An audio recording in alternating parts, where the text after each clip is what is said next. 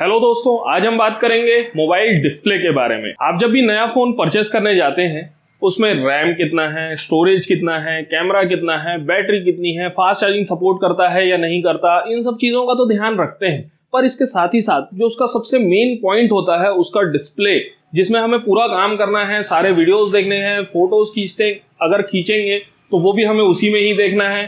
तो प्रॉपर तरीके से अगर बोला जाए तो सारे काम हम डिस्प्ले के थ्रू ही करते हैं, तो डिस्प्ले का बेहतर होना जरूरी है। तो इस चीज को भी क्लियर कर लेते हैं कि कितने टाइप के डिस्प्ले होते हैं और वो कैसे काम करते हैं। तो मेरा नाम है अजीम, आप देख रहे हैं ऑनलाइन अजीम। चलिए शुरू करते हैं।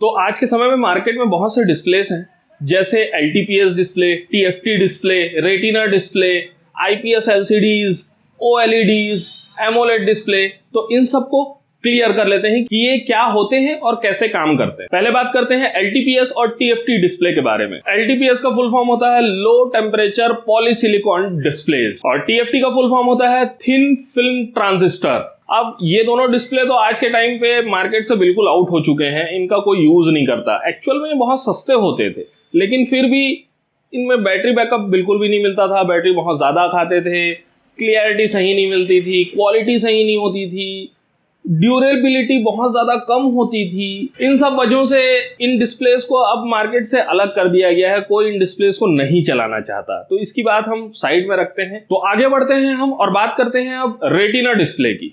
रेटिना डिस्प्ले जो है वो एप्पल कंपनी यूज करती है। ये आंखों को कम नुकसान पहुंचाती है, इसका व्यू एंगल भी ठीक ठाक ही होता है, अच्छे कलर्स मिल जाते हैं इसमें। इस हिसाब से ये डिस्प्ले ठीक ठाक है और सिर्फ एप्पल ही यूज करता है। तो भैया एप्पल वालों को तो डिस्प्ले के बारे में बताने से कोई खास फायदा है नहीं, क्योंकि जिनको एप्पल लेना है वो तो एप्पल ही लेंगे, चाहे उसमें कोई सा भी डिस्प्ले लगा दो आप। लेकिन फिर भी ये डिस्प्ले ठीक है, अच्छा है। इसके बाद बात करते हैं हम OLED डिस्प्ले की। OLED डिस्प्ले जो है वो जनरली LG के फोन्स में ज्यादा आता था और भी कुछ फोनों में देखने को मिला था, लेकिन LG इसका ज्यादा से ज्यादा यूज करता है। OLED का फुल फॉर्म होता है ऑर्गेनिक लाइट एमिटिंग डायोड। इसमें बेस्ट कलर्स मिल जाते हैं, बेहतर व्यू एंगल मिल जाता है, बैटरी कंजप्शन बहुत कम होता है और बेहतर ब्राइटनेस मिल जाता है। OLED एक अच्छा डिस्प्ले माना जा सकता है। ये पतला होता है, साथ में थोड़ा सा महंगा भी होता है। तो इसके बाद बात करते हैं हम दो सबसे मेन डिस्प्लेज की। पहला है IPS LCD और दूसरा है AMOLED या सुपर AMOLED। ये दोनों डिस्प्ले बहुत ज्यादा मार्केट में चलन में है आज के टाइम पे।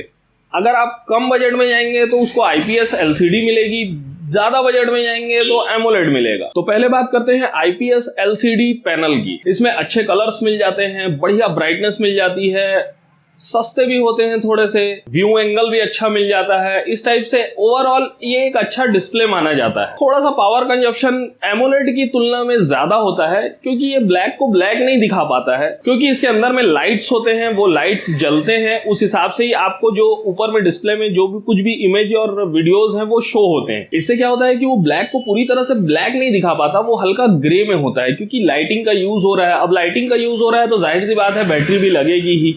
अब बैटरी कंजप्शन थोड़ा सा ज्यादा बढ़ जाता है AMOLED की तुलना में, लेकिन फिर भी ओवरऑल ये डिस्प्ले अच्छा माना जाता है। अधिकतर मिड रेंज और लो रेंज के फोनों में IPS LCD ही आजकल देखने को मिल रही है और ये एक अच्छा डिस्प्ले है। इसके बाद आ जाते हैं हम AMOLED डिस्प्ले में।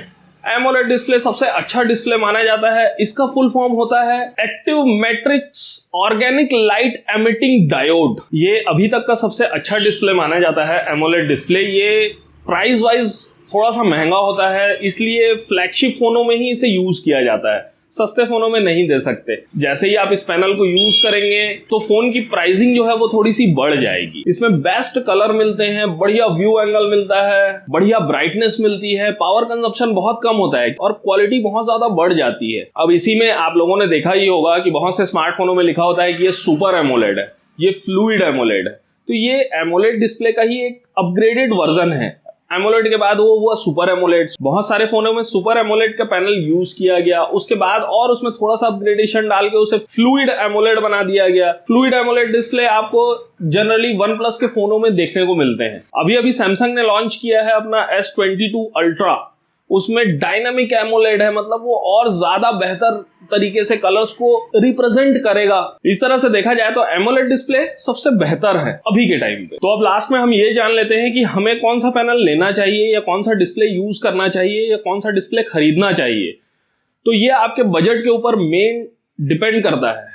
भाई अगर आप एप्पल लेने वाले हैं तो भाई आपको तो रेटिना से ही काम चलाना पड़ेगा। रेटिना डिस्प्ले होने के लिए वो बहुत अच्छा है, लेकिन एप्पल में वही मिलेगा आप। उसके बाद दो ही डिस्प्ले सबसे ज्यादा बिकते हैं, एक है IPS LCD और दूसरा है एमोलेड। अब अगर आपका बजट 15,000 या फिर उसके आसपास का है तो आपके लिए IPS LCD ही ठीक रहेगी, क्योंकि इस रेंज में वही मिलेगा। इसमें भी आपको ठीक ठाक कलर्स मिल जाते हैं और बाकी चीजें मैंने आपको डिटेलिंग कर ही दी है। लेकिन अगर आपका बजट 20 या 25,000 या फिर उससे ऊपर है तो डेफिनेटली आपको एमोलेड डिस्प्ले ही परचेस करना है। अगर कोई फोन 20-25 हजार का है या फिर उससे महंगा है और उसमें आपको एमोलेड डिस्प्ले नहीं मिल रहा है तो फिर ये कमी हो जाएगी उस फोन में। इसलिए अगर आपका बजट थोड़ा सा ज्यादा है तो आप एमोलेड की तरफ जाइए, और अगर थोड़ा कम है IPS LCD भी बुरा नहीं है। तो उम्मीद करता हूँ डिस्प्ले के बारे में आप लोगों को अच्छे से बता पाया होगा और आप लोग अच्छे से समझ पाया होंगे। अगर मेरी बातें समझ आई हो, पसंद आई हो, तो प्लीज चैनल को सब्सक्राइब करिए और बेल आइकन को क्लिक करिए, जिससे मेरे वीडियोस आप तक जल्द से जल्द पहुंच सकें। जय हिंद।